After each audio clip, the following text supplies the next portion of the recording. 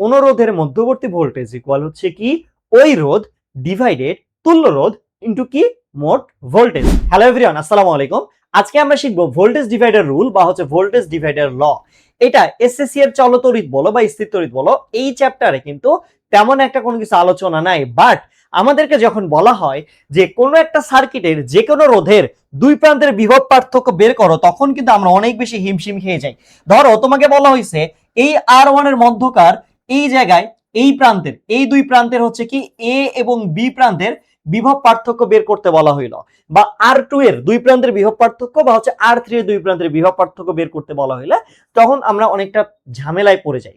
ওকে, তো এইটার জন্য আমরা কি করতে পারি, প্রথমত মাথায় রাখবা ভোল্টেজ ডিভাইডার রুল বা ল এইটা আমরা ইউজ করব শ্রেণী বর্তনীর ক্ষেত্রে, অর্থাৎ যখন রোধগুলো সিরিজে থাকবে তখন। কেন ভাইয়া? এর কারণটা হচ্ছে পুরা বর্তনীর ক্ষেত্রে এখানে একটা তড়িৎ প্রবাহ দেওয়া আছে, দেখো আই। মাথায় রাখবা সিরিজের ক্ষেত্রে আই অলওয়েজ কি থাকবে? সেম থাকবে।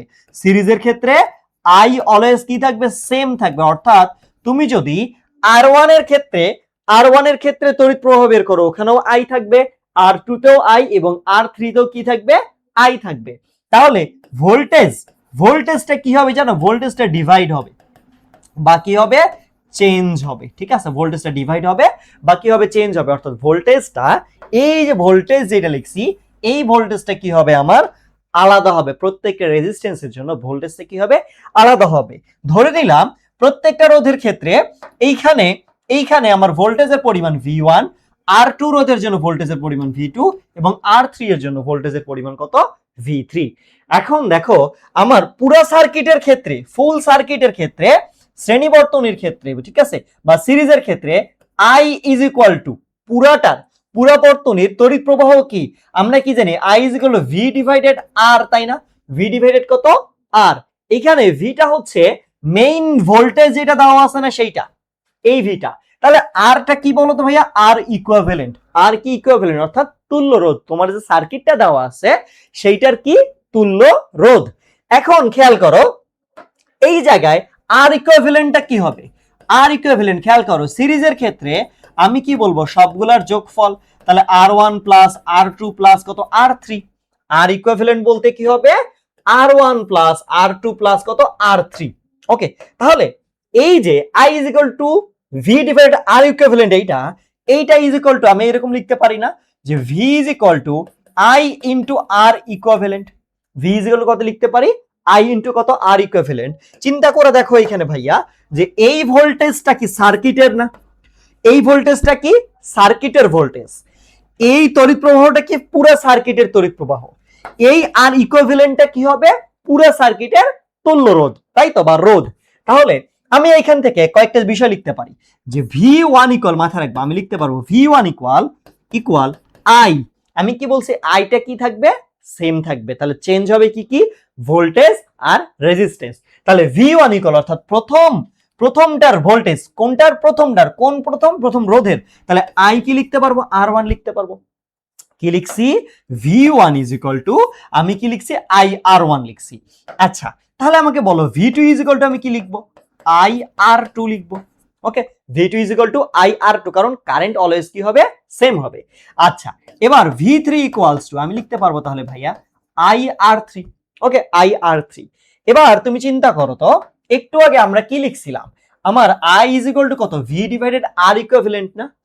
I ইজ ইকুয়াল টু কত? V divided R equivalent. তাহলে আমার এইখান থেকে আমি লিখতে পারি না যে V1 ইকুয়াল I এর পরিমাণটা কত বলো তো? I এর পরিমাণটা কত? V ডিভাইডেড R ইকুইভ্যালেন্ট গুণন কত? R1। এটা আমরা লিখতে পারি। তাহলে এইটা যদি ভাইয়া লিখতে পারি, তাহলে তুমি এই জায়গাটায় খেয়াল করো যে এইখানে দেখো এই জায়গাটায় আমি কি লিখতে পারি যে R1 টা উপরে আমি একটু সাজিয়ে লিখি, তাহলে V1 ইজ ইকুয়াল টু, আমি লিখতে পারি এরকম যে V1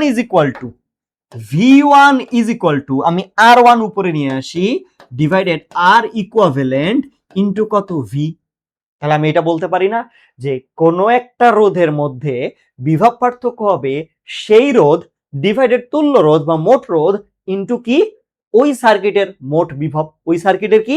মোট বিভব। তাহলে একইভাবে আমি V2 এর জায়গায় লিখতে পারবো V2 is equal to R2 divided R equivalent into কত V, এটা লিখতে পারবো। আবার আমি যদি তোমাকে বলি যে তাহলে ভাইয়া তুমি V3 বলো, V3 ইকুয়াল আমি লিখতে পারবো R3 ডিভাইডেড R ইকুইভ্যালেন্ট গুণন কত V। তাহলে এইটা হচ্ছে আমার কি অ্যাকচুয়ালি মেইন সূত্র। তাহলে আমার মেইন সূত্র এই যে এইটা কি বলছি, V1 ইকুয়াল বা কোন রোধের মধ্যবর্তী ভোল্টেজ ইকুয়াল হচ্ছে কি ওই রোধ ডিভাইডেড তুল্য রোধ ইনটু কি মোট ভোল্টেজ।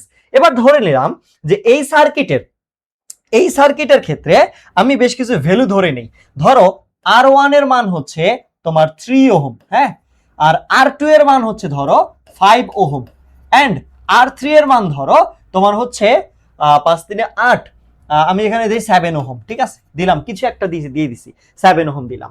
তাহলে এবং ভোল্টেজের পরিমাণটা হচ্ছে তোমার ধরো 21 ভোল্ট। কত ভোল্ট? ভোল্টেজের পরিমাণটা কত বলো তো? 21 ভোল্ট। 21 ভোল্ট যদি হয়, হ্যাঁ 21 ভোল্ট যদি হয়, কথা যে কোনো কিছু দিছি, আচ্ছা ঠিক আছে আমি এখানে 15 ভোল্ট দিই, হ্যাঁ 15 ভোল্ট দিই, তাহলে আচ্ছা 15 ভোল্ট দিলাম, ভোল্টেজ কত দিছি? 15 ভোল্ট দিছি। আচ্ছা এবার তাহলে তোমাকে যদি বলা হয় যে ভাইয়া তুমি V1 বের করো, V1 বের করবা কিভাবে বলো তো?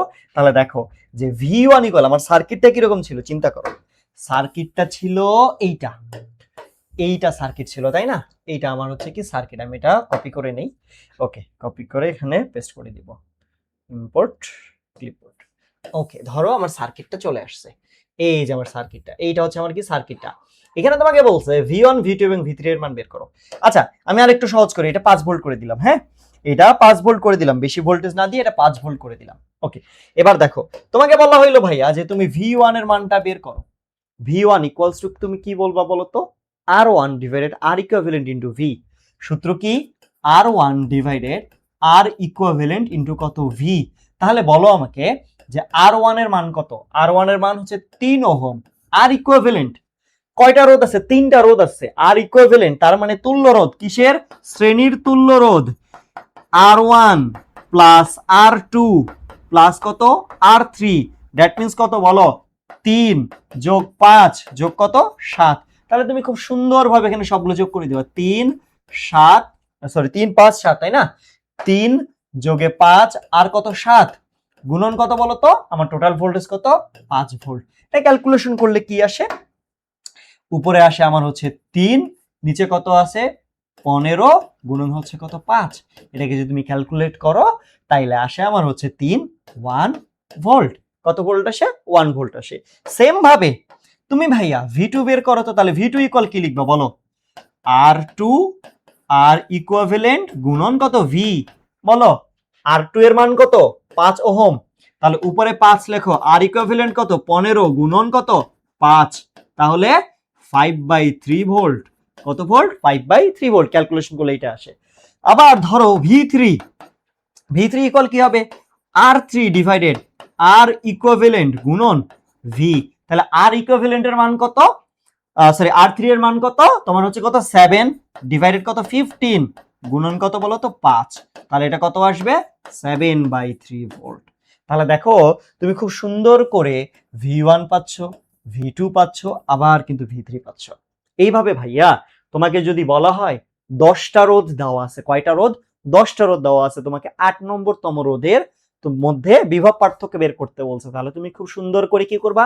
8 নম্বর রোধ ডিভাইডেড তুল্য রোধ ইনটু কি মোট বিভব। মোট বিভব কোনটা? তোমার এই যে এইটা ভি ইনপুট কত আসছে সেইটা, তোমার ইনপুট দেওয়া হয়েছে কত সেইটা, তুমি এটা করলেই তোমার এমসিকিউ গুলা কিন্তু খুব শর্টকাটে ইজিলি সলভ করতে পারবা। হ্যাঁ এই নিয়মটা যেহেতু আমাদের রিটেনের মধ্যে নাই, তাই আমরা এটা রিটেনে অ্যাপ্লাই করব না, আমরা চেষ্টা করব সর্বদা এটাতে এমসিকিউ অ্যাপ্লাই করার জন্য।